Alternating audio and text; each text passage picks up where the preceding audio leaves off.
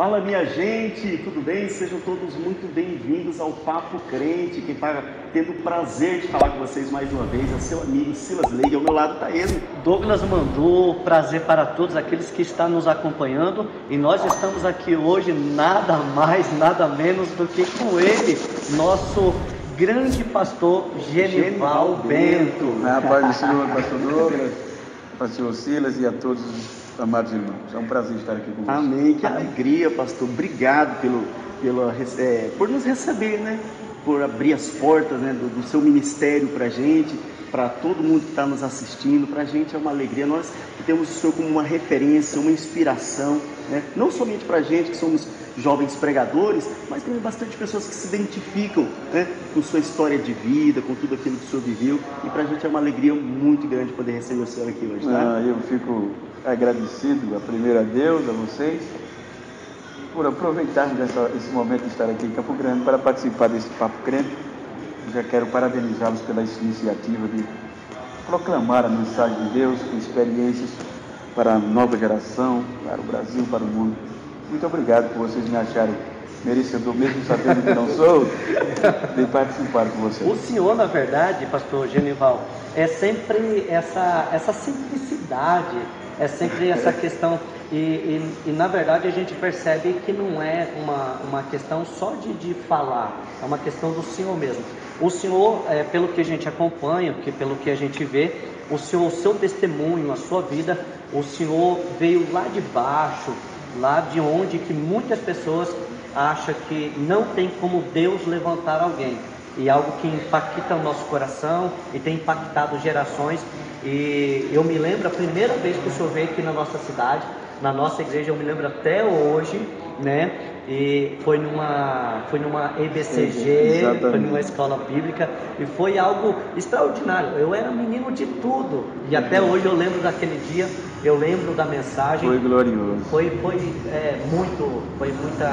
muita bênção para a nossa vida. Pastor Genival, no seu ponto de vista, o que de fato Deus tem para com a nossa geração nos dias de hoje? Qual é o seu ponto de vista, de onde Deus trouxe o senhor? Bom, pastor Douglas, como o senhor disse, é o ponto de vista, né? Tendo visto que a Bíblia ela é imutável, né? Contanto, o que Deus tem para essa geração são desafios. Para a geração de Jesus, ele já dizia que aquela geração iria fazer coisas maiores do que ele fez, porque ele é o Pai, estaria com o Pai, tudo que ele assim rogasse ou pedisse seria feito.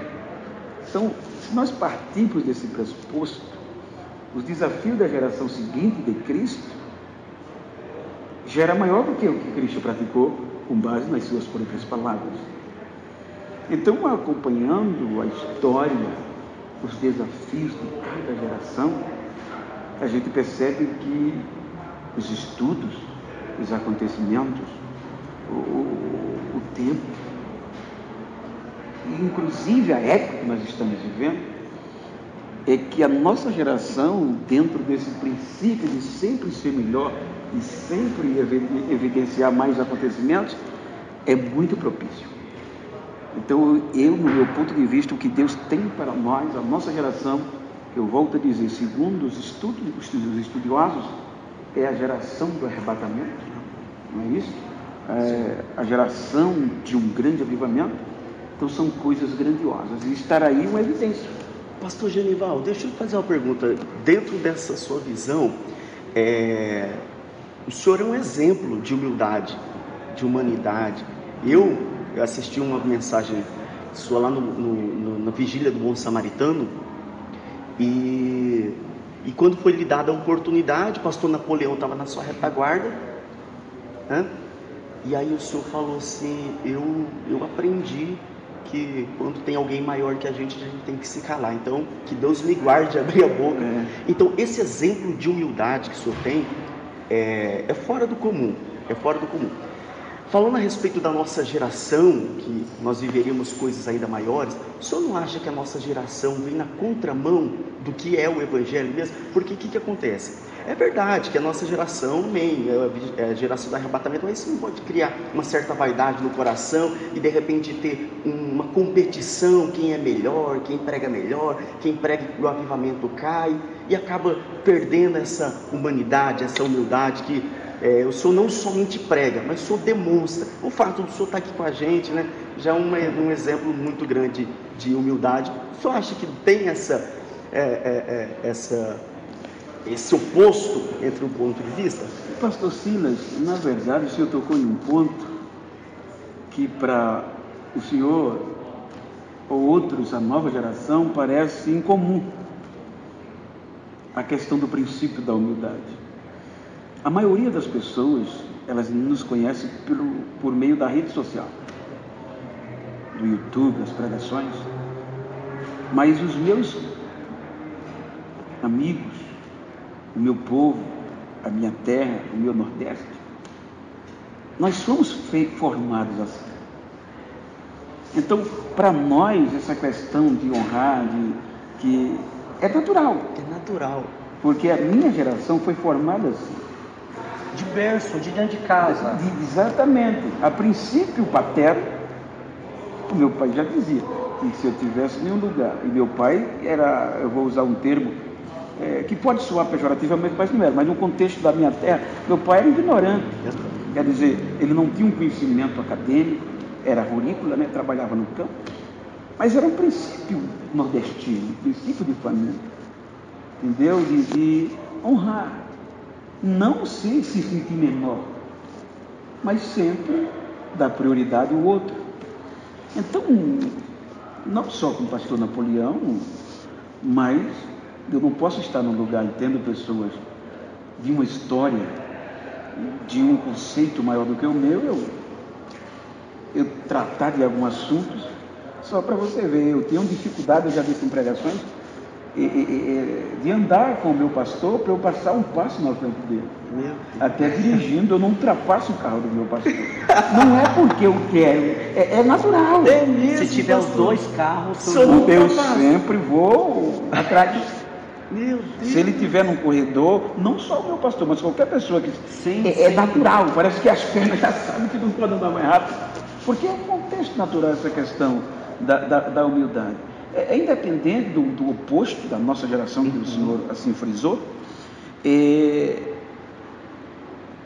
é o mercado, eu vou usar esse termo, é a exigência, a competitividade, de que as oportunidades têm que se aproveitar, independente de respeitar o outro ou não. Então, este não é o contexto da minha geração, entendeu? Sim. Se eu ver na minha terra, eu gosto de um conceito, de um respeito de criança a adulto, na minha igreja. O meu pastor me respeita, os meus pastores, os obreiros da minha igreja, ou seja, é princípio.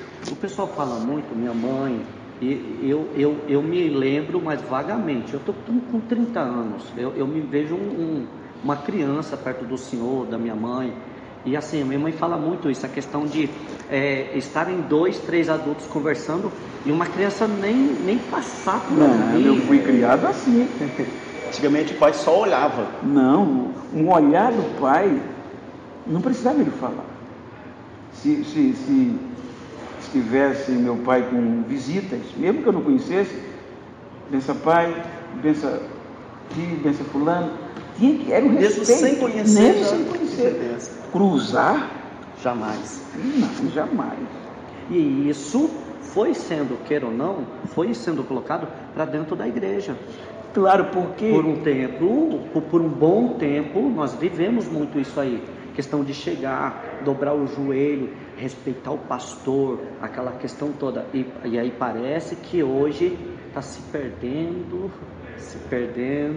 Exatamente. É a questão do desenvolver social, do princípio de igualdade. Por exemplo, eu volto a dizer desse conceito que, obviamente, não é apologia ao pai ser rude, mas A minha geração sabe que nós crescemos, os nossos pais nos batiam na cara, batia, ficava mal. Não estava correto, como não é correto. Mas isso nos ensinou muita coisa, que se perde hoje. Não era a forma correta. Não era a forma correta. Mas obviamente. isso, queira ou não... E isso nos deu saber respeitar mais. Deu estrutura respeitar também, a hierarquia. Né? No contexto espiritual, eu ouvi uma frase, uma palestra, salvo juízo, mas eu ouvi isso na sala de aula de um dos meus professores, justamente esta pergunta que alguém fez acerca de que aquela região, aquela costa da Europa ali, Nordeste, Costa África, ela é muito submissa. Por isso que eu digo, é um contexto nordestino da minha geração. A globalização mudou muita coisa. Hoje o senhor acha que perdeu um pouco? Se perdeu e muito, porque a mídia, a globalização, o contexto, já não está tanta diferença das grandes metrópoles para uma região mais simples. Sim. Existe essa cultura, ou que a pós-modernidade está fazendo com que a nova geração seja mais inteligente. Sim. Mas também alguns pormenores têm levado essa simplicidade. Então daí vem o princípio da igualdade. Eu cresci com a minha geração, a gente não questionava pastores. O pastor falava assim, senhor, amém. Então era amém e fazer. E no seu ponto de vista, isso era bom? Ou era... Olha, se você analisar a igualdade, o contexto, os direitos,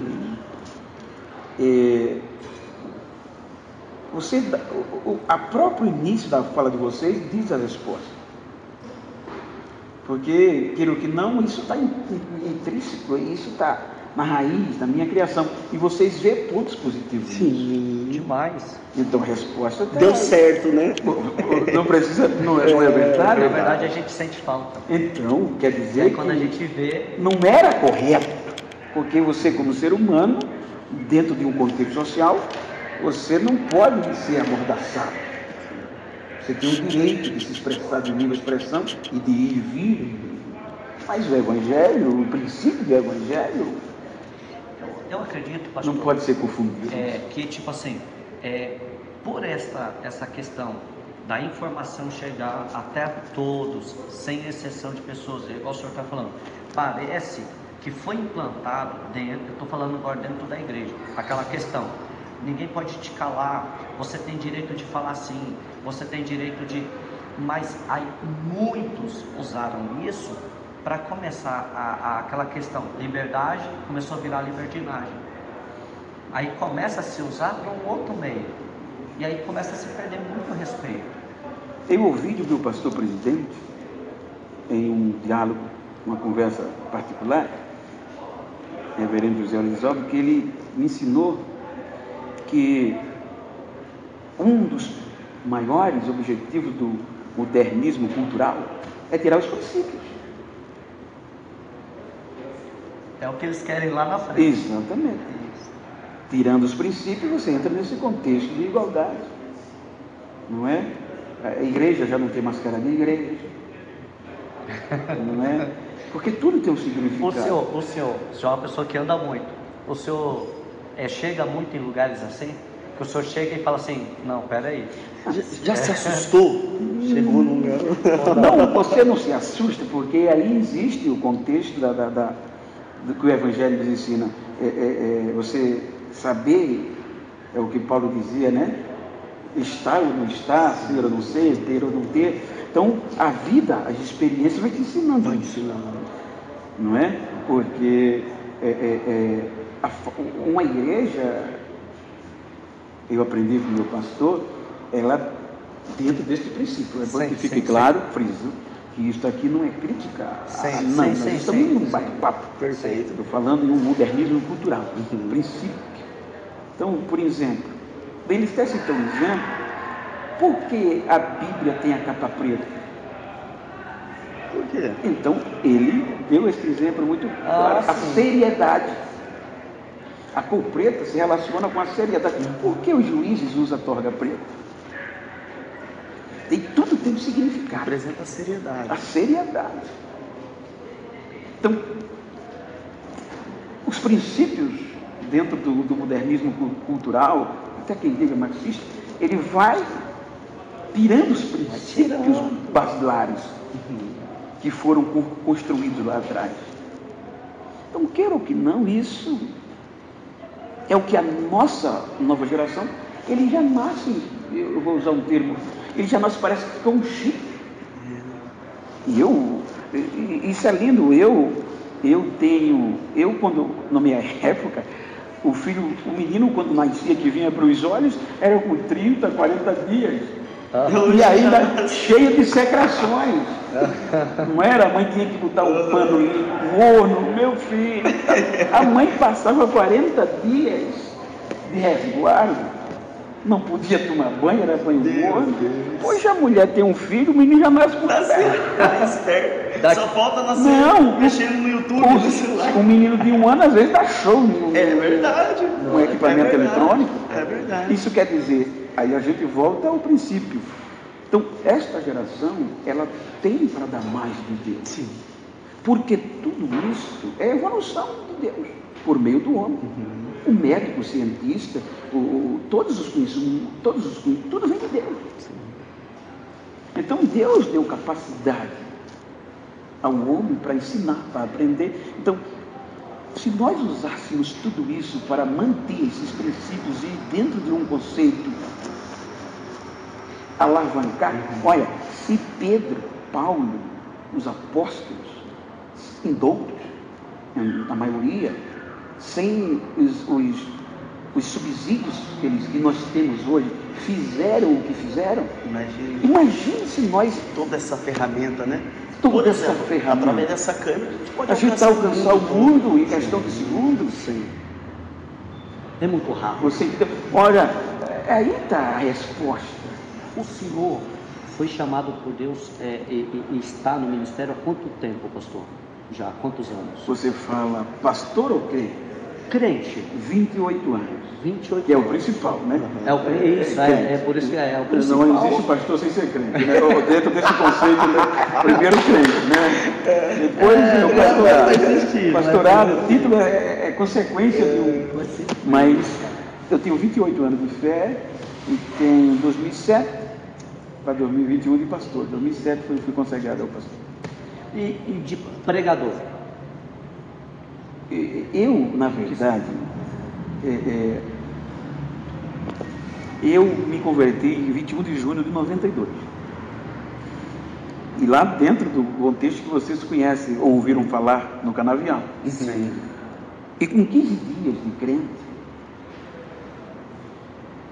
a igreja já saía com aquelas lamparinas, 20, 30 irmãos cantando hino, 40 ou 15, 10 quilômetros, para evangelizar, fazer cultos, concentrações. Andando. E chegava lá em alguma, a gente chama fazenda, outros sítios, fazia concentração. Em 15 dias de crente eu tive a primeira oportunidade. Com 15 dias? Dentro do canavial, dentro de uma fazenda.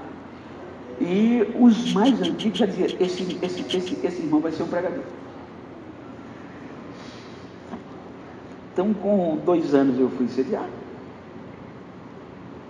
96 eu fui ser presbítero, me separei para presbitério. 96, melhor, 2000. 92, 8 anos, eu fui ser, em 4 anos depois de crente fui a diaconato, melhor dizendo. Em 2000 eu fui separado para presbitério. Então aí eu fui assumir congregações, dirigi congregações pastoreal e passei 13 anos. Isso tudo lá no Canavial. Aí eu já morava ainda dentro da fazenda, sim, mas já vinha a primeira igreja que eu pastorei foi na fazenda, muito simples, mas melhor, na cidade, 15 quilômetros de distância de onde eu morava. Então quando foi pastoreando, em 2010, o meu pastor, eu comecei a coordenar a juventude geral da cidade. E o meu pastor olhava para mim e dizia: eu já te perdi. Porque ele já me enviava para o representar, pastor Arnoldo Tavares, que é o segundo vice-presidente da minha convenção, ele já me enviava para representá-lo. Então eu chegava em lugar e o pessoal, o pastor não pôde vir e me mandou. O pessoal não queria aceitar. Sim. Dizia: mas o pastor é o vice-presidente, ficou preto. Eles esnobavam. Aí eu pregava, antes de terminar de pregar, já vinham me abraçar, carregado nos braços, me pediu 1000 perdões. E o meu pastor diz até hoje: no outro ano já não convidava mais o meu pastor, já me convidava direto. Já era o senhor. Aí quando deu 2013, ele me chamou e disse: olha, Jesus falou comigo, eu já lhe perdi para o mundo, no contexto. Sim, perfeito. Eu vou pôr você para ser o meu co-pastor, que é a nossa linguagem para o segundo de uma igreja, e vai atender os seus convites, porque eu não posso me sustentar. Você tem que estar aqui às terças, às ceia. E aí começou. Eu já recebia convites, mas não podiam sair por conta da igreja e que eu trabalhava até 2008.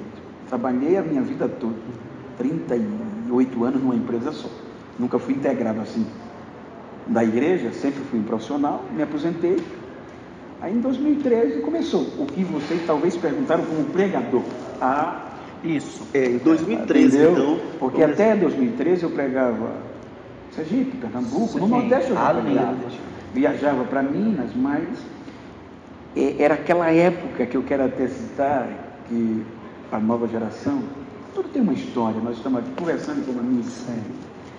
Mas em 2010, eu preguei na convenção a primeira vez em 2009, ainda estava no campo. E aí foi quando o mundo começou, o Estado, muitos pastores presidentes do Brasil estavam na convenção e me conheceram. Então em 2010 eu já tinha ido para a Europa, para a América. Em 2010. Pastor Robson Mazar foi o primeiro que me levou à Europa, na Suíça. Era nordestino, me viu carregar em um culto. Depois pastor Bruno Andrade. Vocês precisam conhecer esse jovem, um jovem de lá do estado do Connecticut. Ele é vice-presidente da igreja do pai dele. Ele foi o primeiro, ele ouviu uma mensagem minha e ele disse ao pai dele: eu tenho que trazer esse pastor aqui. Então eu devo muito a ele. Isso aonde? Ele dizia Nova York, Estados Unidos. Então eu fui pregar em Americana, a mãe dele estava, a mãe e o pai, e me conheceram. E eles me levaram para primeiro pastor, eu devo muito isso a ele. Me levou para pregar no congresso lá na igreja dele, Bruno Andrade, meu amigo, um filho do coração. E daí já tinha um pastor Carlos Valardão do Rio, ele tem uma igreja americana, muitos anos lá em Malden, em Massachusetts, e ele tinha ouvido um vídeo meu na internet. E ele disse que quando ouviu aquele vídeo, começou num shopping, falar em línguas estranhas. Meu Deus. Se eu tinha que trazer esse homem aqui. Aí coincidiu. Aí eu fui pregar com o pastor Bruno, de lá eu fui para Boston, e em Boston mesmo preguei em Malden e em Somerville. Aí hoje são quantos países? E para te dizer agora, já são quase 20 países. Meu Deus. 20 países. E que eu tenho amigos. Aí o interessante que eu queria dizer é que 2010, 2011, eu passei muita fome nos aeroportos, porque como eu pastoreei muitos anos, e como a nossa região é uma região assim, no contexto que a minha vida foi sempre usina, é sazonal, 6 meses safra, 6 meses entre safra, e na entre safra muitos trabalhadores rurais partiam para o Mato Grosso, Minas, para granjear. O entre safra não tinha produtividade, e com isso muitos crentes iam e não voltavam mais. Então era aí que alguns diziam: pastor, minha esposa está dirigindo o ciclo de oração aqui em Minas, o senhor tem como vir trazer uma palavra? Eles tinham congregado comigo, era um orgulho para eles. Então existia, não sei se ainda existe, as aviações, se você for um funcionário, você tem direito a cadastrar algumas pessoas, Sim. na época chamava Que é RIP, viagem. Aham. você tem 8% só você paga. Aham. Porém, você só embarca se tiver disponibilidade de assentos. Sim. Caso contrário, você tem que esperar outro voo que seja livre. Então eu Foi cadastrado, isso foi cadastrado, um amigo me cadastrou, Aham. o Rubens, e ele me ajudou muito, eu partia. Mas para voltar, muitas vezes, como Uberlândia, outros aeroportos, qualquer chuva fecha. E fechando aquele voo, vai acumular passageiro para o próximo. E era a minha volta. E aí ficava. Aí quando eu chegava, eles me deixavam, voltavam 100, 150 quilômetros para Embora. E eu ficava no aeroporto. Meu tudo certo. Deus. Aí o moço, você não pode esquentar, senão funciona. O funcionário é prejudicado. Aí me deixavam lá. Aí o senhor não vai poder embarcar. Meu Deus. Aí o voo está lotado. O senhor vai ter que esperar. Sim, senhor. E como dinheiro Tá 10, 15 reais no bolso, era uma Coca-Cola e uma coxinha. E olhe lá, E era Ainda dava ainda naquela época? Só dava para lanche. Hoje é só um cafezinho. Aí ia segurando. Aí chegava a noite, moço, não dá, só amanhã. Meu Deus. Amanhã à tarde é que tem o voo e vamos ver se o senhor embarca. E para dormir? Você vê, botava a cabecinha aqui. No aeroporto? No aeroporto mesmo. E ficava ali, aí que agora para comer. Aí eu entrava, pegava a pasta de dente, quando o negócio apertava, e começava, ia ao banheiro e engolir pasta de dente para ficar frio lá dentro, para dar aquela sensação. E aí, passava 24, 48 horas nesse partido. E alegre. Isso que eu ia te perguntar. E alegre. E o coração alegre? Não, alegre, porque a chama te conduz a isso. É aí que você entende um pouco do que aqueles grandes homens vivenciaram no passado. Parece que tem um negócio que te sustenta de uma forma que você não percebe a dificuldade. Que muitas pessoas talvez não entendam. É esse ponto que a nossa geração hoje não está enfrentando. Sim. Porque e tem mais motivo de fazer mais. Tem mais facilidade. Não é porque às vezes os irmãos te chamavam, você dormia com os filhos dele no quarto. Quando tinha cama, tinha, quando não tinha esteira. Um colchãozinho no chão. E era normal. Então hoje você é convidado, o pastor te leva para os melhores restaurantes, coloca como exemplo, nos melhores hotéis. Sim. Então, o desafio, a gente está no contexto de desafio para a nossa geração. Deus tem dado muito mais para que a gente possa fazer muito mais do que aquela geração que passou. Você vê que hoje nós, eu estou incluído, nós usamos, pregamos, e é bíblica, tem que pregar, é história, o que eles fizeram. E às vezes não nos preocupamos do que nós estamos fazendo, e que uma geração após a gente também se espelhe em nós. Pastor, eu tenho uma frase que eu sempre falo, aí eu quero que, pelo respeito que eu tenho ao senhor, se o senhor pode até me corrigir se eu falo ela errado, mas eu falo que a minha geração não vai construir 1% do que essa geração lá atrás construiu. Eu sempre falo isso no quesito do quê?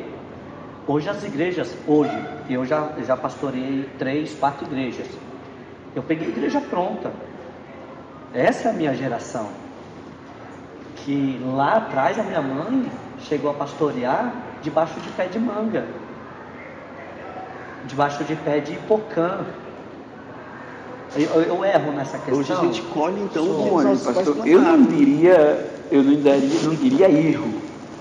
Respeito o seu ponto de vista e admiro, porém o meu ponto de vista, que não é definitivo, que não é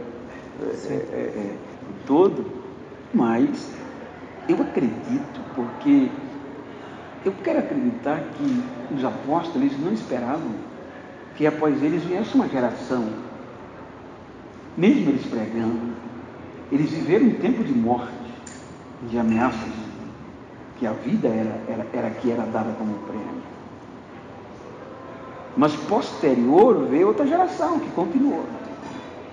A minha geração, ela é isso que o senhor está dizendo, pé de manga. Sim. Dias sem comer e alegre, tal.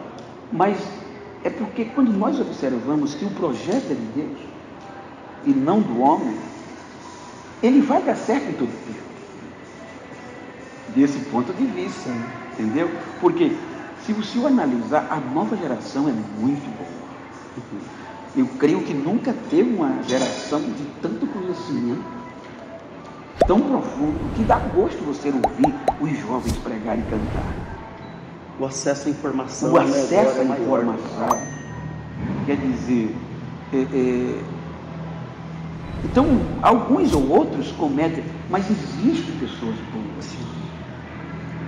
É aí que eles pegaram pronto, mas eles pegaram também, estão pegando uma nova geração, em um contexto geral. Sim. Uma nova geração que não vai daqui uns dias querer ouvir mais o pastor Genival Bento como ele prega. Uma nova geração que não vai querer mais ouvir ou respeitar um pregador que chegou a Bíblia em papel, tem que ser tablet, tem que ser... Então, veja que o Evangelho ele vai acompanhando cada geração, e em cada geração se destaca, porque é de Deus. Porque o projeto...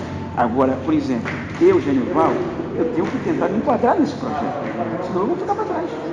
Sim. No projeto de Deus. Sim. Não a ponto de perder meus princípios. Quero deixar para eu acredito, eu entendo seu ponto de vista, mas a Bíblia mesmo diz que Paulo plantou, Apolo regou, que deu crescimento para ele. Então cada um tem a sua importância, né? Cada geração. Quantos anos o senhor tem? 30. Pastor Ciro? 30 também. 30. A minha geração não tinha coragem de fazer o que vocês estão fazendo aqui. E não faziam, primeiro, não tinham os equipamentos, e não tinha uma coragem de chegar para um pastor, e eles admiravam, de fazendo isso. E que isso aqui é grandioso, é salutar. Você entendeu quando você olha do ponto de vista o que essa geração está fazendo? Sim. Tem a sua importância também, né? Você entendeu? Sim. A importância que pode ser ultrapassado para a minha geração, mas para a geração atual é essencial. Então, por isso que eu acredito, e eu entendo por esse lado. Entendeu? Eu admiro, respeito, honro os da minha geração,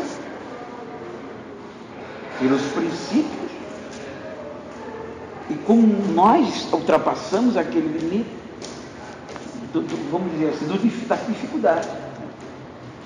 Né? Muitos dos meus pastores hoje começaram a dirigir a igreja como sua mãe, debaixo do pé de pau, sem ter o que comer, passava dias de fome esperando que alguém trouxesse um frango.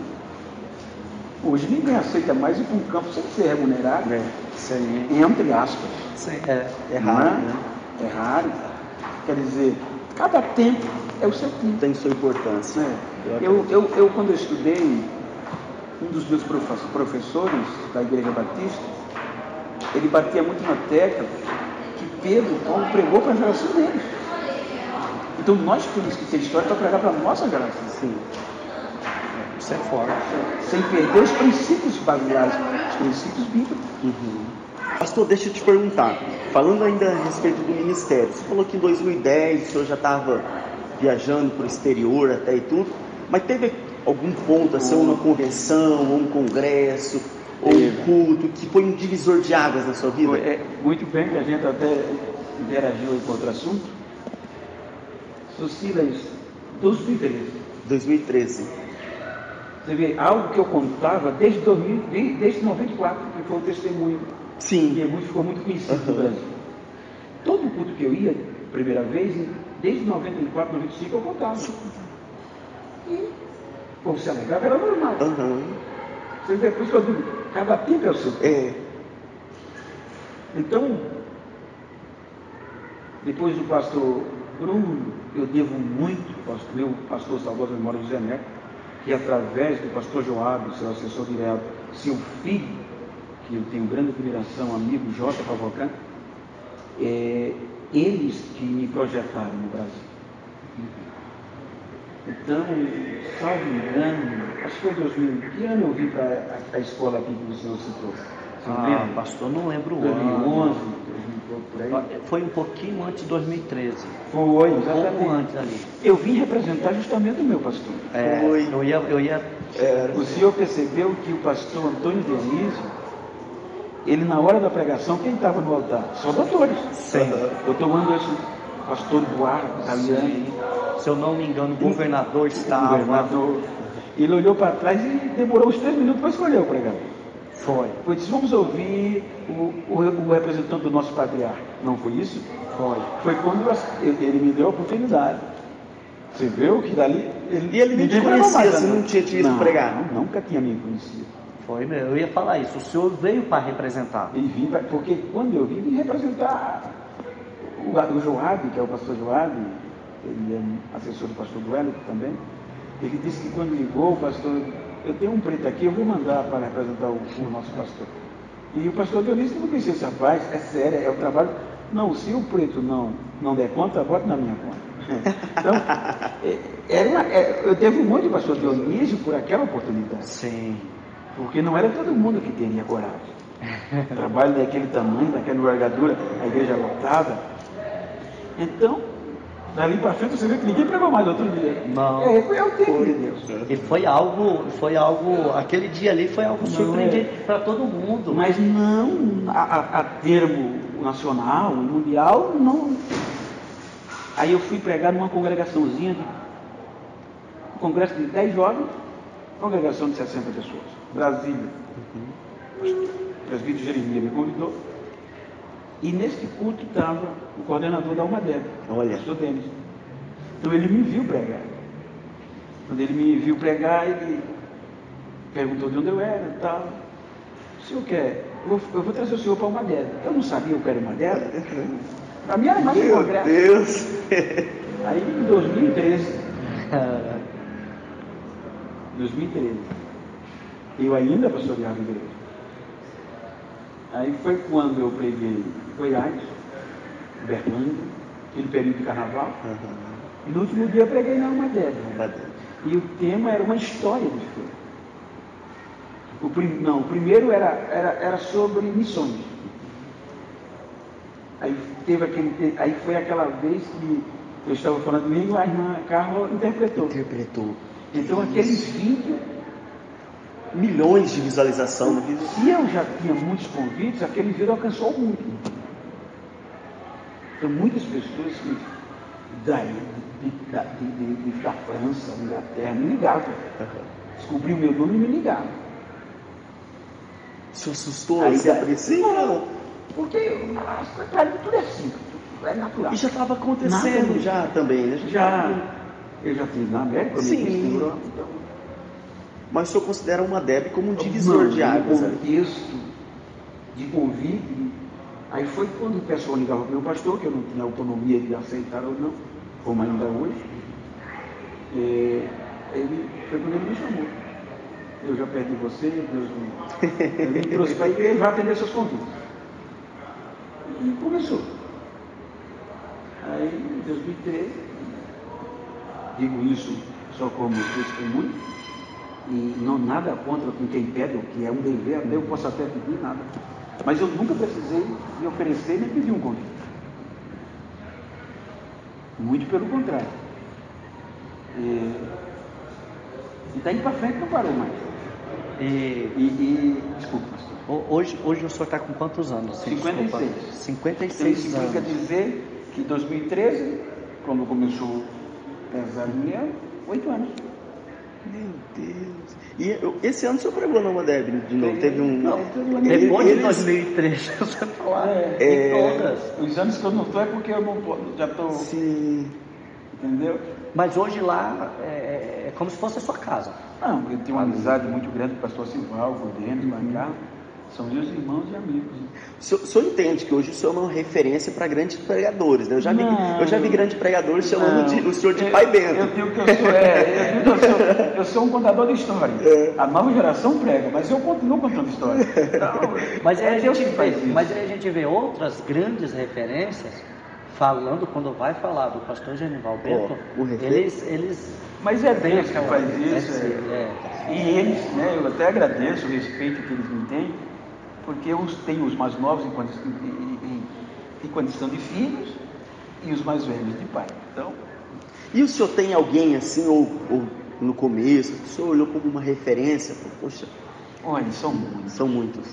Tem muitos homens tremendos. E eu me espelho nos meus pastores. Sim. Esse é o meu ponto principal. Entendeu? Então, tudo que você vê hoje é um reflexo dos meus pastores e dos meus professores. Eu hoje, por exemplo, o meu pastor já tem toda a agenda do mês de março. Daqui para o dia 20 eu já envio mês de abril.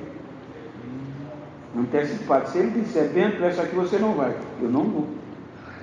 Já aconteceu? Ele sabe, ele não. Porque quando ele liga, ele Bento, tu vai estar aqui nesse dia. Já comprou as passagens? Já. Vamos ficar tranquilo. Não tem. Entendeu? Mas se acontecer. Aí, eu já cheguei a ponto de devolver passagens, pagar do meu bolso. Pastor, o pastor vai precisar de mim, o senhor é pastor presidente, vai entender. Mas nós já compramos uma passagem, fizemos despesa com divulgação. Às vezes é algo muito urgente, que ele me precisa, eu digo, então veja quanto foi, eu devolvo. Mas eu não posso obedecer ao meu pastor, porque eu não vou ter subsídio para pregar. Eu não vou ter. Como eu vou pregar? Se eu sair sem meu pastor saber, eu desobedecer a ele. Aí eu fui do princípio da submissão. Aí eu não posso pregar para você submissão. Isso é nobre, né? Porque é visível, tem muita gente, muito aventureiro, né? Que não tem pastor, não mas tem... isso é velho. Né? Isso é desde sempre. Senhor, estão pregando no teu nome ali, Senhor. O que é que a gente... Não, quem não é contra nós é por nós. Só que você não acha que acaba, às vezes, manchando, vamos dizer assim? Às vezes as pessoas têm uma boa índole, aí vem aventureiro e, de repente... Mas isso é do pressuposto que isso já vem no princípio. Sempre vai haver. É ser humano. Não há perfeição. A gente erra muito quando a gente quer pôr a perfeição naquilo que a gente vê. Não existe.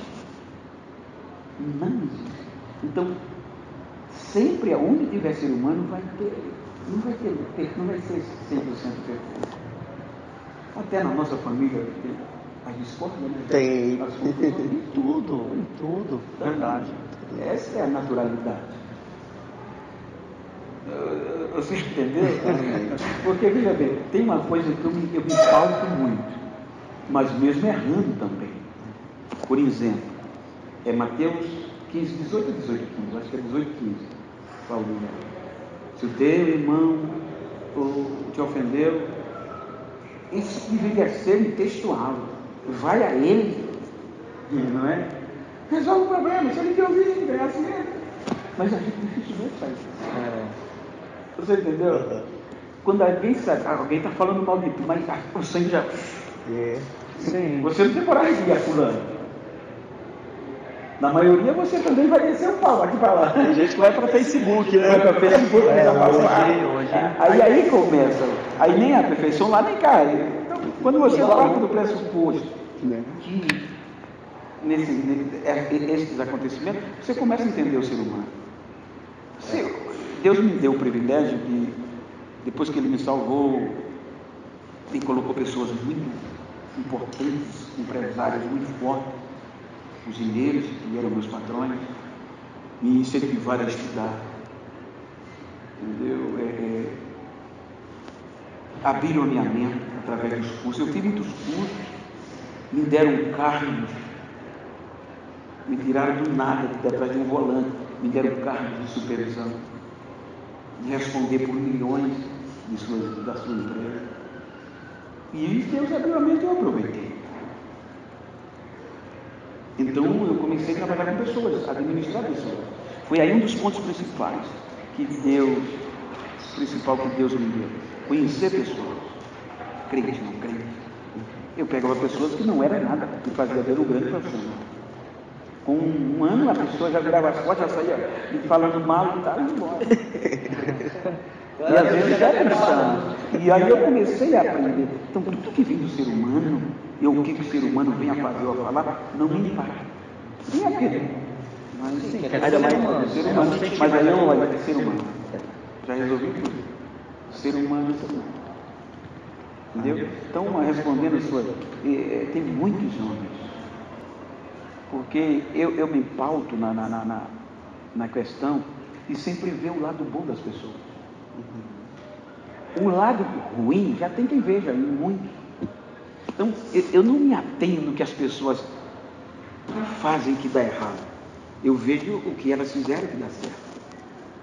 Então, eu me pauto muito nisso. Eu sou um admirador de muitos, não vou citar nome para não... Sim. Não, mas muitas pessoas que estão em evidência... Nem umzinho? Não. Tirando os meus pastores, eu não posso citar nomes para não trazer... né? Mas são tem muitos pastores, porque eu me pauto por exemplo, teve um grande pregador, ensinador,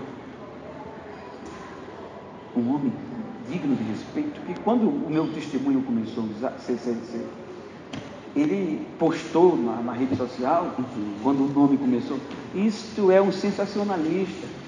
Ele deteriorou demais. Bem na época. Eu estava na Suíça. Aí, Davi, esposo da Sara Faria, ela estava comigo. Aí Davi ouviu e veio me mostrar isso dentro. Olha, o que é que fulano está dizendo de ti? E isso bombou no Brasil, logo no começo da rede social, o Facebook. Aí, o que é que tu vai fazer? Eu digo, eu? Tu não vai dizer nada, não, rapaz. Eu não sou crente só porque eu prego, não. Eu sou crente por causa disso, eu gosto disso. Quando as pessoas me confrontam, vai me mostrar quem eu sou. Tu não vai fazer nada, não. Eu vou orar por ele, ele é ungido, eu tenho respeito por ele. Eu não posso, por uma acusação, por uma deterioração que ele fez à minha imagem, eu esquecer do que ele era, da história que ele tem. Então a história dele é maior do que algo que ele me causou dano. Daí ele ligava juízes, advogados, Genival, quer que a gente processe? Não, eu não vou fazer isso contra um ungido. O próprio povo começou a mandar mensagem, você não conhece ele, você sabe quem é esse homem? Você não prega mais na minha igreja. E hoje, eu nunca tive o prazer de apertar a mão dele, porque a gente nunca se encontra, mas continua sendo um admirador tremendo. Eu admiro e ele não se retrata. E é uma pessoa. Não, porque a gente não teve. Sim. E não precisa ele. Mas eu vejo como Davi e Saul, exatamente assim. Quantas vezes Davi teve a oportunidade também de matar Saul? A Bíblia já, por exemplo, eu vou citar, não vou citar não, mas um grande ensinador, ele tem, não sei se ainda tem um programa de televisão, ele foi um grande ajudador da minha vida com a revista Vinha. Eu aprendi muito com ele. Mas, naquele congresso, quando houve aquela interpretação de língua, quantas pessoas me ligaram, amigos que pregavam, cantavam dentro? Fulano no programa de televisão disse que tu é macumbeiro. Meu Deus! Isso é pentecostal cumba, é uma macumba. Ué, o que é que tem? É a visão dele. Eu tenho que respeitar. Eu tenho a consciência que não sou. Eu não vou esquecer tudo que eu aprendi com aquele homem, tanto quanto ele me ensinou eu não vou abrir mão dessa admiração, porque ele apontou um ponto de vista que eu não concordo ou que quis denigrir. Não. Eu procuro ver o lado bom das pessoas. O lado bom. No último dia, se tiver certo ou errado, eu não vou julgar. Não é? Isso é forte. Em cada experiência do Senhor, o Senhor está a nos ensinar muita coisa. Cada experiência, Porque, Douglas, as pessoas nos conhecem muito por internet. Sim. Mas muitos amigos pregadores que já foram na minha cidade, muitas famílias vão na minha casa. E o meu povo não conhece o inclusive, pastor Genival, isso aqui que o senhor está batendo papo com a gente aqui, a gente não viu na internet. Não. É um bate-papo que o senhor está abrindo as pérolas, sabe? Poxa, que alegria. Isso aqui eu sou aqui, na minha cozinha, na minha sala, com a minha família, com meus amigos, na minha igreja. Eu sou isso aqui. E a gente fica mais feliz ainda porque essa é a ideia desse nosso quadro. É isso, de bater um exatamente. papo mesmo, como se estivesse na sala de casa, conversando. Além dos princípios, tem o Evangelho que nos ensina a ser um. Não é? Porque aí é um dos pontos, voltando para a nova geração. Sim. Entendeu? não uma geração de pregadores e cantores que eu admiro e são bons, mas até do povo como um todo cristão. De valorizar, dar crédito, mensurar as pessoas por internet. Eu não posso julgar já no princípio bíblico você, e muito menos sem eu te conhecer. Há um antágio que diz que quer conhecer uma pessoa como um quilo de sal com ela, né? Então, eu não me atenho no que disse, eu tenho uma fraqueza. Eu tenho uma fraqueza. Se alguém se ofender contra mim, eu não durmo de noite. Se eu ofender alguém. E o senhor perceber. Se eu perceber que eu ofendi alguém com uma palavra, com um gesto, aquela pessoa está triste, eu morro, choro, grito. E essa questão de choro, na verdade, essa questão de choro, pastor, essa questão porque nós estamos indo aqui para o fim. Sim. E pastor, eu não me lembro ainda, e olha que eu te assisto muito, eu assisto muito o senhor. Eu não me lembro de ter visto uma mensagem tua, do começo ao fim, e o senhor não chorar. Esse aquebrantamento, eu coloco como aquebrantamento, esse aquebrantamento, mas sempre foi do pastor Genival, independente de altar. Ser sensível. Não é simplesmente. Se eu fiz. Você vê, ontem eu falei, a gente está numa época que a gente não pode promover aglomeração. Uhum. Porque tudo é filmado, você está pregando, o povo perde o controle, alguém pode denunciar que você está provocando a aglomeração. Sim. Então você tem que se conter, mas ainda chora. Tem jeito. Sim. Eu sou sensível. Se eu estiver ouvindo uma música, eu choro. Não só é pregando. Quando eu vivo a história. No pregar, é porque é comum as pessoas verem você pregar no púlpito. Mas tem pregação que passa um ano para você preparar. Sim. Meses. Aham. Às vezes nessa conversa aqui vai sair uma pregação. Sai.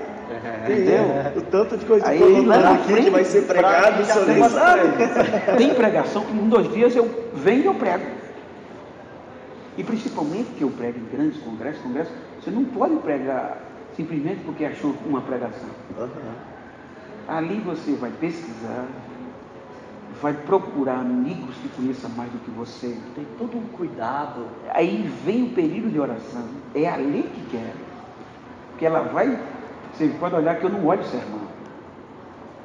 Mas eu tenho um sermão. Inclusive agora, eu e um professor meu estamos lançando, eu vou dizer em primeira mão. Olha aí, nós estamos lançando aí cerca de 100 esboços, estudos bíblicos e pregação para a nova geração. Que bênção! Porque antes de pregar, você passa horas e horas na mesinha, no computador, no joelho. Né? Às vezes, uma mensagem de 40 minutos, você vê e você pregou rapidinho. Mas você passou um ano. Por trás dessa você passou 6 meses. Isso, muita lágrima. Aí ali, para você pregar 40 minutos, tem uma mensagem que você vai passar 3 horas em um dia chorando, pregando ela.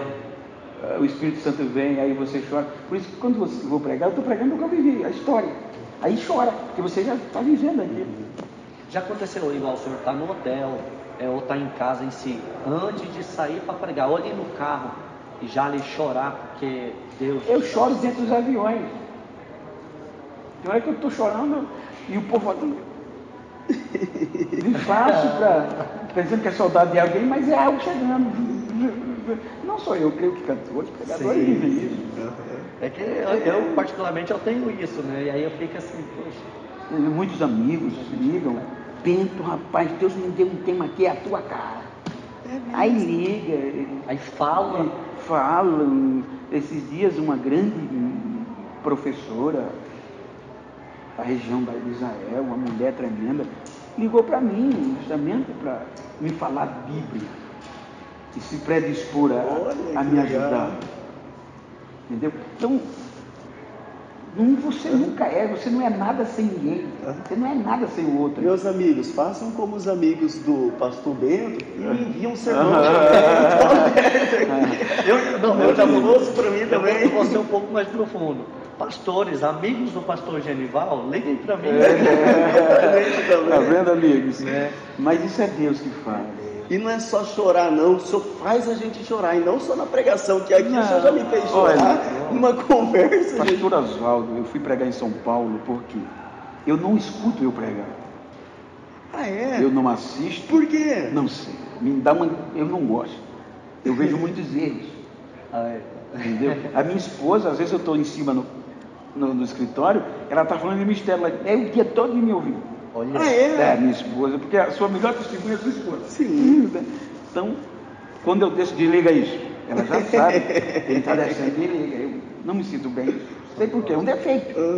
Né? Porque eu aproveito algumas coisas para corrigir os defeitos, mas não me sinto bem. E pastor Genival, hoje, se o senhor pudesse aqui, em rápidas palavras, deixar uma mensagem para essa geração, deixar uma mensagem para aqueles que estão nos assistindo. Hoje, graças a Deus, nós temos alcançado pessoas, e aí eu queria que o senhor deixasse uma palavra para essas pessoas. Doutor, antes da consideração final, eu só queria deixar, ou das considerações finais, só deixar concluir. Então, pastor Oswaldo, eu resolvi, eu não vou mais chorar. Não choro mais pregando daqui para frente. Porque há quem diga, eu vi isso de um pastor que eu respeito muito, o Brento prega fazendo careta. É porque o meu rosto, a minha pele é grossa, os meus lábios são grossos. Então, olha, eu estou rindo, parece uma careta. Eu choro pior ainda, às vezes os caras fazem meme, né? Com as minhas fotos. Mas é porque, então, eu disse, eu não vou mais chorar. Eu fui pregar em São Paulo, na hora do almoço, teve um pastor, entra outro pastor Oswaldo. Sentou na minha frente e disse, Deus manda te dizer, você disse que não vai mais chorar. Mas não pare de chorar, porque as suas lágrimas que eu tenho renovado muitas vezes. Meu Deus. Na bucha. Como é que ele ouviu? Aí à noite só foi lá. Aí eu vou continuar fazendo careta, não tem jeito. Eu queria deixar, em primeiro lugar, grato a Deus por proporcionar este momento. Estou aqui em Campo Grande. Ao pastor Douglas, ao Silas, ao cinegrafista, toda a equipe, e deixar uma palavra de incentivo para a nossa geração. O meu pastor, saudoso memória, José Neco, dizia, firmes e avantes. Não é? Então, estamos em um momento, digo que o momento, no meu ponto de vista, o ápice, em que a nossa geração está sendo provada, e nós temos que fazer acontecer, não é? Porque estamos vivendo aí um período mundial de uma pandemia que tem assolado muitas vidas, inclusive nossos irmãos. E esta é a hora, nossa geração, fazermos a diferença. Pregando mais o Evangelho, orando, proporcionando a essas vidas depressivas, sem esperança, que há esperança. Então, esta geração tem a oportunidade de que outras que vieram antes de nós não tiveram, principalmente do nosso século.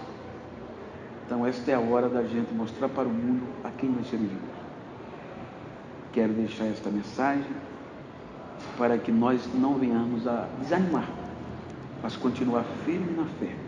Os jovens dedicando-se, como disse Paulo, né? Se foi chamado para pregar, já dedicação, para ensinar, para louvar. Então, deixo esta mensagem, não desista.